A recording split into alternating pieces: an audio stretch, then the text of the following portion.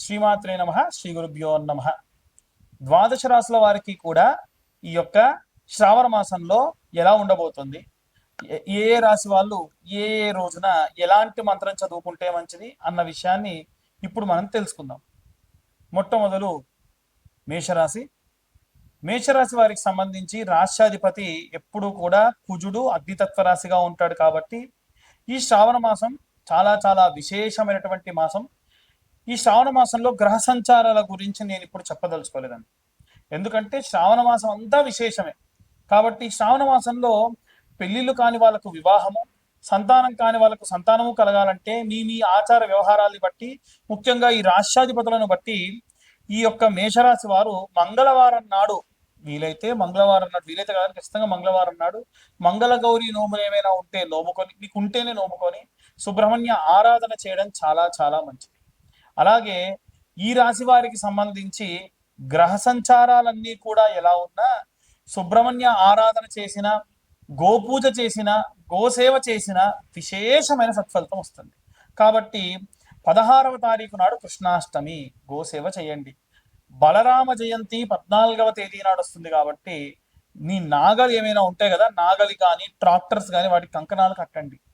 అలాగే భూమి ఉన్న వాళ్ళు ఎవరైనా సరే ఉన్నటువంటి శ్రావణ పౌర్ణమి అంటే రాఖీ పండగ నాడు భూమికి సేవ చేసుకోండి. భూమికి సేవ చేయడం అంటే ఆ రోజున పొలం అంతా కూడా ఒకసారి చూసుకొని ఏమైనా కలుపు మొక్కలు ఉంటే తీసుకొని, ఎందుకంటే కుజుడు భూతత్వ రాశి కాబట్టి భూ సంబంధిత అనుకూల పరిస్థితులు కావాలి. కాబట్టి భూమికి సంబంధించి సాగు బాగా చేసుకొని ఎంతో విశేషమైనటువంటి సత్ఫలితాన్ని పొందేటువంటి అవకాశం ఉంటుంది. కాబట్టి వీలైనంత వరకు కూడా ఈ ప్రకారంగా ఈ రాశి వాళ్ళు చేసుకోవడం వల్ల చాలా మంచి సత్ఫలితాలు పొందవచ్చు. 29వ తారీఖు నాడు నాగుల పంచమి కూడా ఉంది. ఆ రోజున కూడా విశేషమైనటువంటి స్కంద సంభావితమైనటువంటి అర్చనలు చేసుకోండి. స్కందడు అంటే సుబ్రహ్మణ్యేశ్వర స్వామి. 29 స్కందాషష్ఠి కూడా ఉంది, అంటే ఆగస్టు 29న. అప్పుడు కూడా మీరు ఈ యొక్క పూజాది క్రతువులు చేసుకోవడం చాలా మంచిది. ఇక అన్ని వర్గాల వారు ఎలాంటి రెమెడీస్ తీసుకోవాలి, ఎలాంటి మంత్రపఠనం చేయాలనే విషయాన్ని ఇప్పుడు మనం తెలుసుకుందాం. విద్యార్థులు, గృహిణులు, సినీ రాజకీయ రంగాల వాళ్ళు, ఉద్యోగస్తులు, వ్యాపారస్తులు, రైతులు, చేతి వృత్తులు చేసుకునేటువంటి వాళ్ళు అందరికీ సంబంధించి శ్రావణ మాసంలో మనకు శ్రావణ మాసం అనేటువంటి పేరు ఉంది కదండి. ఆ పేరు ఎలా అంటే ప్రతి సంవత్సరం కూడా ప్రతి నెలలో కూడా పౌర్ణమి రోజున ఏ నక్షత్రం అయితే వస్తుందో ఆ మాసానికి ఆ పేరు వస్తుంది. చిత్తా నక్షత్రం పౌర్ణమి రోజు వస్తే చైత్రమాసం, అలాగే విశాఖ నక్షత్రం గనక పౌర్ణమి వస్తే వైశాఖ మాసం, అలాగే శ్రవణ నక్షత్రం పౌర్ణమి నాడు వస్తే అది శ్రావణ మాసం. ఈ శ్రావణ మాసం జూలై 25వ తారీఖు నుండి ప్రారంభమవుతుంది. ఈ జూలై 25వ తారీఖు నుండి కూడా ప్రారంభమైనటువంటి ఈ యొక్క శ్రావణ మాసంలో ప్రత్యేకంగా మనం వీలైతే శివకేశవుల యొక్క ఆరాధన చేయాలి, లక్ష్మీదేవి ఆరాధన చేయాలి, అలాగే గౌరీ స్వరూపంగా ఉన్నటువంటి అమ్మవారికి కూడా ఆరాధన చేసుకోవాలి.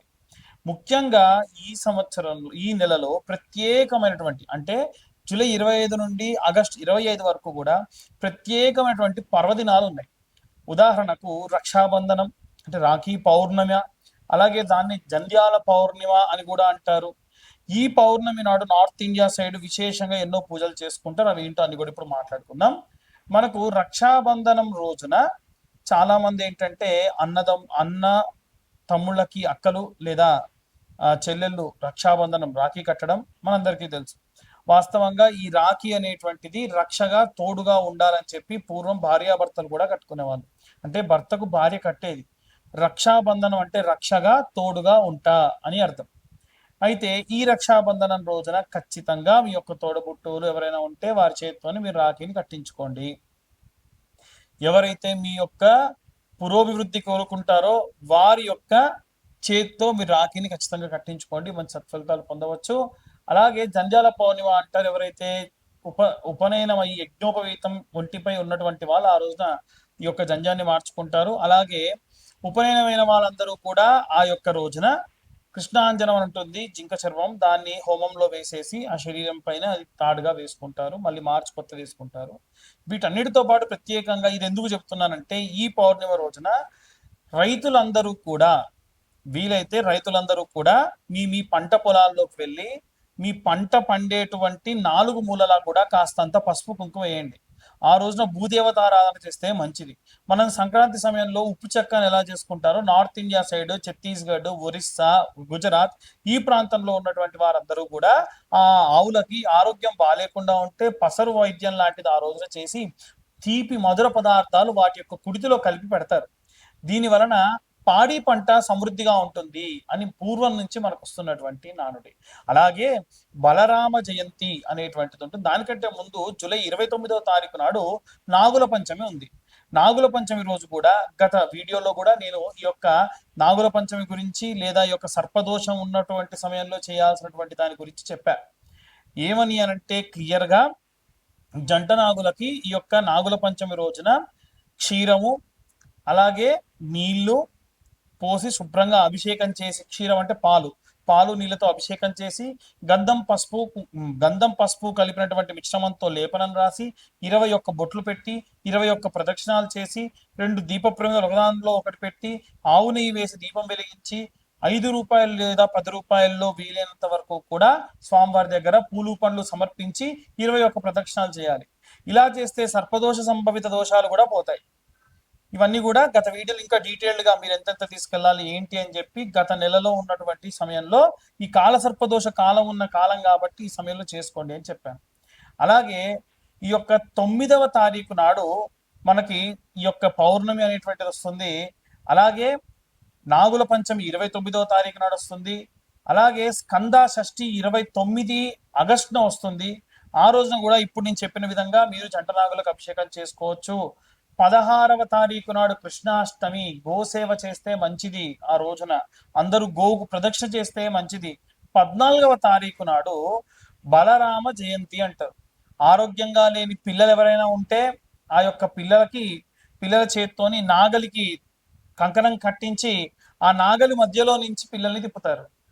ఈ యొక్క కృష్ణాష్టమి రోజున ఆవు కింది నుంచి పిల్లల్ని తిప్పుతారు. ఇలా చేయడం వల్ల ఆరోగ్యం బాలేకుండా ఉన్న వారందరి యొక్క ఆరోగ్యం కూడా కుదుట పడుతుంది. కాబట్టి ఈ విధంగా ఈ శ్రావణ మాసంలో ఇవే కాకుండా మనకి శ్రావణ సోమవారాలు ఉంటాయి, శ్రావణ మంగళవారాలు ఉంటాయి, అలాగే శ్రావణ శుక్రవారాలు ఉంటాయి, అలాగే శ్రావణ శనివారాలు కూడా ఉంటాయి. ఈ శనివారాలు ఉన్నప్పుడు విష్ణుమూర్తి ఆరాధన చేయడం, సుదర్శన యాగాలు లాంటివి చేయడం, స్వామివారి యొక్క విష్ణునామ సహస్రనామాలు చదువుకోవడం చాలా మంచిది. సోమవారం నాడు ఓం నమ శివాయ అన్న మంత్రాన్ని ఎన్ని సోమవారాలు ఉంటాయి సోమవారాల పాటు ఓం నమ శివాయ అన్న మంత్రాన్ని ఈ యొక్క శ్రావణ మాసం అంతా కూడా పఠించడం చాలా మంచిది.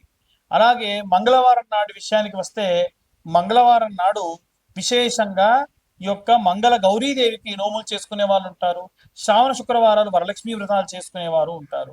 మీ యొక్క ఆచార వ్యవహారాలను బట్టి ఇవన్నీ కూడా తూచా తప్పకుండా దేవతార్చనలో ఎటువంటి లోపం రాకుండా చేసుకొని ఆరోగ్యవంతంగా ఉండండి.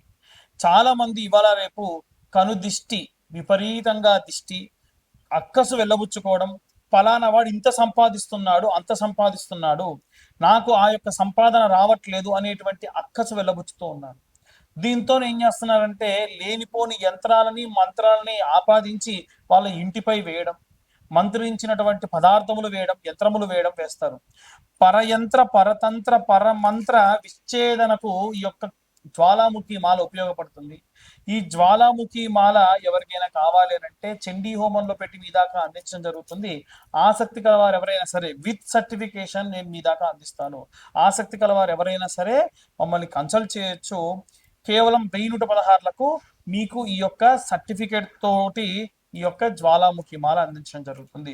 ఆసక్తి కలవారు ఎవరైనా సరే కింద ఉన్న నెంబర్కి కాంటాక్ట్ చేసి పూర్తిగా విశేషంగా ఈ యొక్క మాలని అందుకోండి.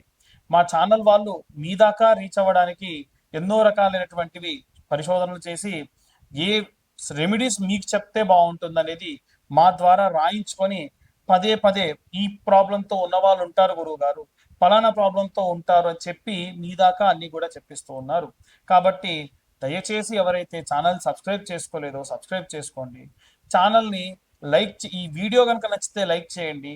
ఈ వీడియో మీకు ఏమైనా ఇన్ఫర్మేటివ్గా ఉంటే ఇంకో నలుగురికి దాన్ని షేర్ చేసి ఎవరైతే ప్రాబ్లంలో ఉన్నారో వాళ్ళకి ఇచ్చేయండి. దాని వలన కాస్త మీకు ఇన్ఫర్మేషన్ అనేది పాస్ అవుతుంది, మాకు కూడా మా ఛానల్ పురోభివృద్ధికి దోహదపడ్డ వాళ్ళు అవుతారు. అలాగే జాతకపరమైనటువంటి వాటి విషయాల్లో చాలా మంది అడుగుతూ ఉన్నారు. జాతకం పూర్తిగా పేరు, date of birth, time, place ఉంటేనే నాకు కాల్ చేసి అడగండి. పేరు, డేట్ ఆఫ్ బర్త్, టైం లేని వాళ్ళు ఎట్టి పరిస్థితుల్లో నేనే కాదు ఎవరి జాతకం చెప్తా అన్నా నమ్మి మోసపోవద్దు. చాలా మంది లక్షలకు లక్షలు ఖర్చు పెట్టుకున్నటువంటి వాళ్ళు కూడా ఉన్నారు. ఎట్టి పరిస్థితుల్లో ఈ పరిస్థితుల్లో మాత్రం ఉండకుండా ఉండండి. వీలైనంత వరకు కూడా జాతకం కావాలంటే 2025 రూపాయలు చెల్లిస్తే మీకు పూర్తి జాతకం విశ్లేషణతో మీ దాకా అందించడం జరుగుతుంది. సర్వే జనా సుఖినో భవంతు. స్వస్తి.